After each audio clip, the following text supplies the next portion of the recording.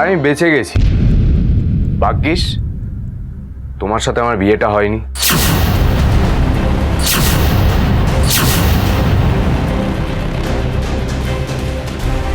দেখো ওই প্রিয়াঙ্কা,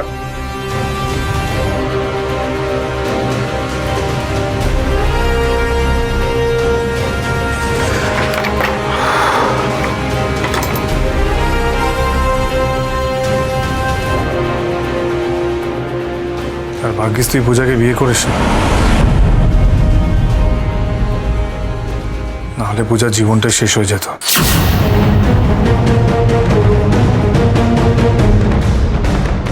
কি বলতে চাইছিস তুই? বলছি যে আসলে ঝোর বাঁচা বেঁচে গেছে।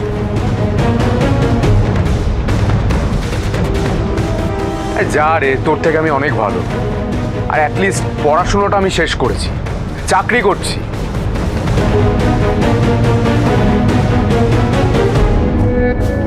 চাকরি করছিস? না মানে সত্যি করছিস তো?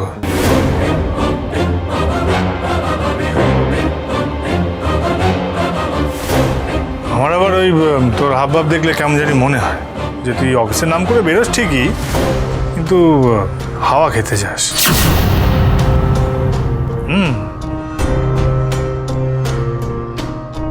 মহারাজ কি আমায় ফলো করে নাকি?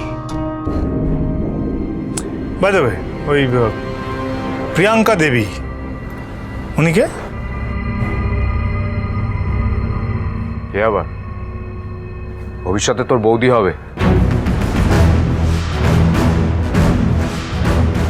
না, তুমি তখন থেকে দাঁড়িয়ে আছো যে দাঁড়িয়েই আছো। এখানে বাড়ির মালিকরা কথা বলছে আর তুমি হাঁ করে সেগুলো শুনছো। তা বেশ, কিন্তু দেখিস বিয়ের আসর থেকে আবার পালিয়ে যাস না যেন। এই কি কি বলছিস বলতো তুই? ঠিকই তো বলছি, কোথাও স্বভাব আছে যখন তখন বিয়ের আসর থেকে পালিয়ে যাওয়া। মানেটা কি? যাকে পছন্দ করে আমি নিজে বিয়ে করব ভেবেছি, যাকে মা পছন্দ করে, তাকে বিয়ে করতে গেলে আমি পালিয়ে যাবো?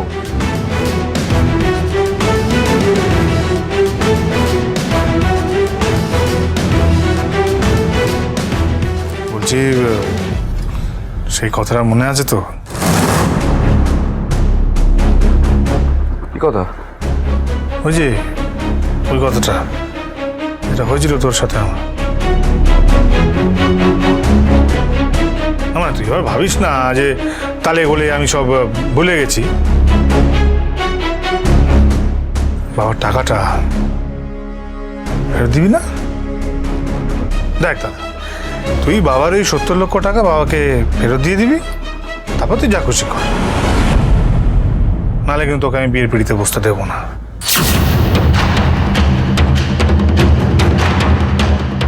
এবারে বিষয়টা সিরিয়াস দিকে এগোচ্ছে। বলছি যে আমি স্যুপ বানিয়ে দেবো, আপনি ঘরে যান, প্লিজ ঘরে যান। তুই বানাবে? হ্যাঁ বানিয়ে যান। ও বাবা, বাঁচালো। আমি যাই বাবা, নাহলে আবার কখন এই গুন্ডাটা মারধর করতে শুরু করবে। আরে কাজ করতে এসে দিল মেজাজটা বিগড়ে।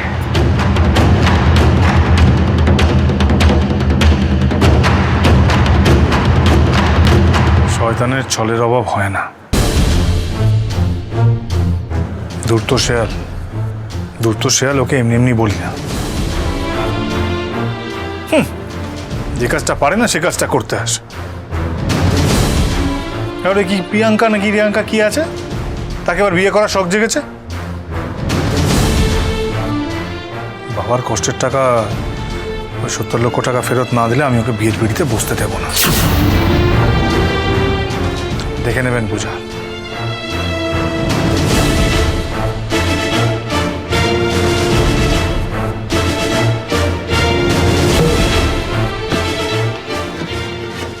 আপনার সাথে আপনার দাদার এত খারাপ সম্পর্ক কেন?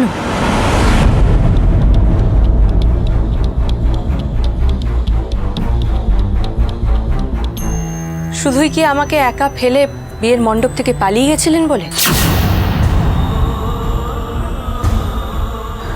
না, তা তো নয়। আমার তো মনে হয় আপনাদের সমস্যা আরো আগের।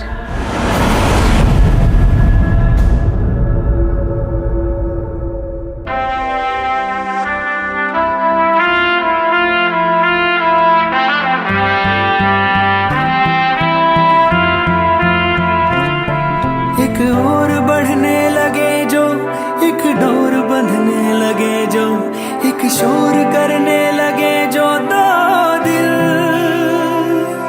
एक चाल चलने लगे जब, एक ढाल ढलने लगे जब, एक थाल चखने लगे जब दो दिल जुड़ने लगे लगे दो दिलों के जब किनारे उड़ने लगे। इश्क ज़ादे, इश्क ज़ादे, इश्क ज़ादे, इश्क ज़ादे, इश्क ज़ादे, इश्क ज़ादे, इश्क ज़ादे, इश्क ज़ादे। ম্যাডাম পূজা, আপনার গোয়েন্দাগিরিটা শুরু না করে এবার আমরা রাতের রান্নার তোড়জোড় শুরু করে দিই।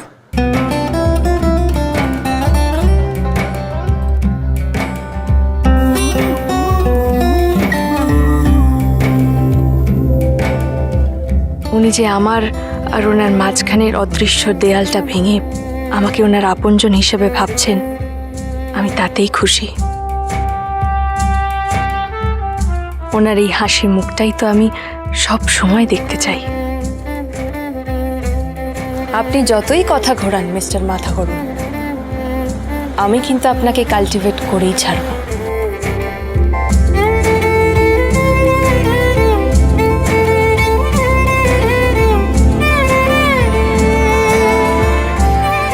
এই প্রেম প্রেম ভাবটা খুব তাড়াতাড়ি কাটাতে হবে আমাকে। কালকে এই গুন্ডিটার মাস্টার মশাইকে নিয়ে আসবো।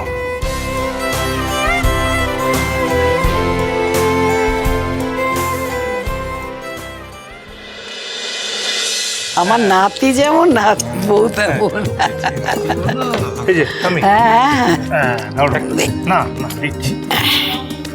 এই তো বাহ, আর ইয়ে কোথায় রে, চিনি, আমার চিনি। হ্যাঁ দিচ্ছি, দাঁড়া রুটিটাকে নিয়ে। ঠিক আছে, না চিনি নিয়ে আয়।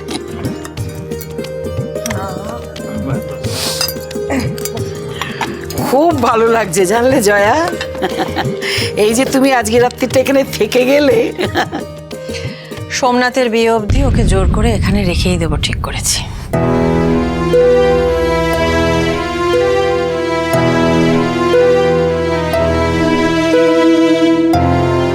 সোমনাথের বিয়ে? হ্যাঁ মিস্টার মুখার্জি, আপনি ঠিকই শুনেছেন, সোমনাথের বিয়ে। আগামী সপ্তাহের মধ্যে আমি সোমনাথের বিয়ে দেব। পাত্রীর নাম প্রিয়াঙ্কা।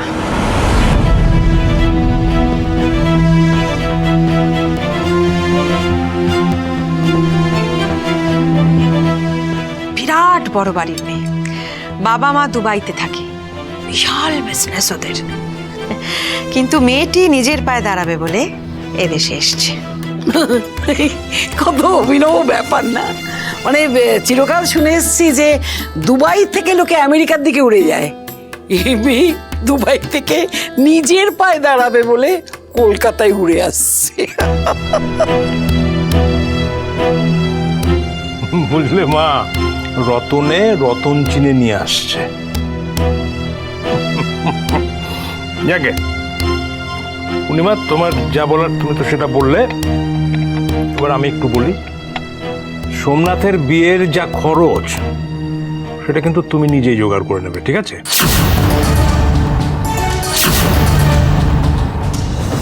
আমার কাছ থেকে কিন্তু কোনো কিছু আশা করো না পূর্ণিমা। হ্যাঁ, স্যুপটা খাসা হয়েছে সোমনাথ।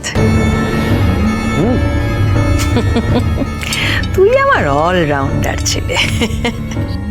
খাও খাও। খাসা হয়েছে বলো স্যুপটা?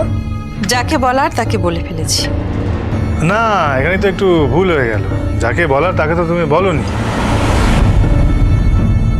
তার কারণ স্যুপটা বানিয়েছে পূজা।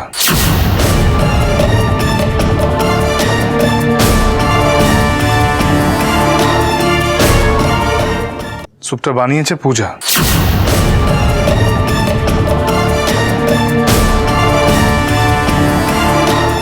তাছাড়া তোমার বড় ছেলে, সে কি করতে পারে না পারে, আদৌ পারে কিনা তুমি জানোই না।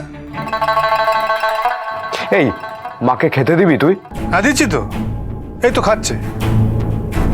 তুইও খা, পেট ভরে খা, সবাই খাবে। তবে একটা কথা শুনে রাখো, দাদার বিয়েটা তখনই হবে যখন ও বাবার পুরো টাকাটা ফেরত দেবে।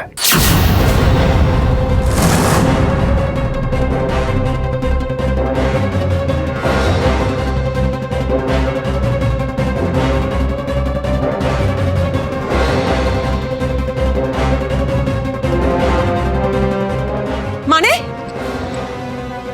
তুই যা বলবি তাই হবে নাকি? তোর বাড়ি, তোর সংসার, এটা আমার সংসার। এখানে আমি যেটা বলবো সেটাই হবে।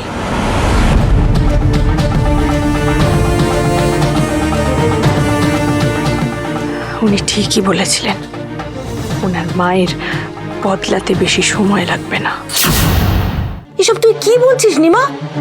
তুই ভুলে গেলি তোর অ্যাক্সিডেন্টের খবর পেয়ে ঊর্ধ্বশ্বাসে বাইক চালিয়ে ছেলেটা গ্রাম থেকে এখানে এসছে। হ্যাঁ তো তো কি উদ্ধার করে দিয়েছে? মাথায় তুলে নিয়ে নাচবো নাকি? ও কেন বলছে, কিসের জন্য বলছে, এটা তো তুই ভাববি নাকি? আরে ও তো বলছে ওর গায়ের জ্বালায় ও সোমনাথকে হিংসে করে, সেই জন্যে। না, আমি মানতে পারলাম না, আমি কিছুতেই মানতে পারলাম না। মহারাজ এরকম ছেলেই নয়, ও তোর সংসারের মঙ্গলই চায় নিমা।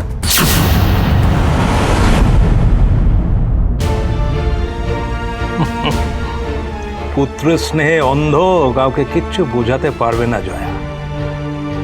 তুমি এত বছর পর এই বাড়িতে এসে যেটা বুঝে গেলে জয়া, পূর্ণিমা মা হয়েও কিন্তু সেটা এখনো বোঝেনি।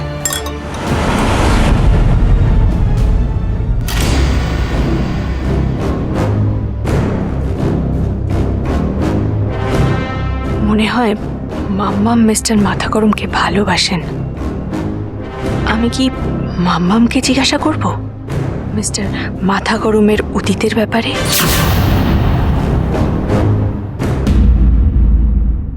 ওই বুঝি মহারাজ এলো।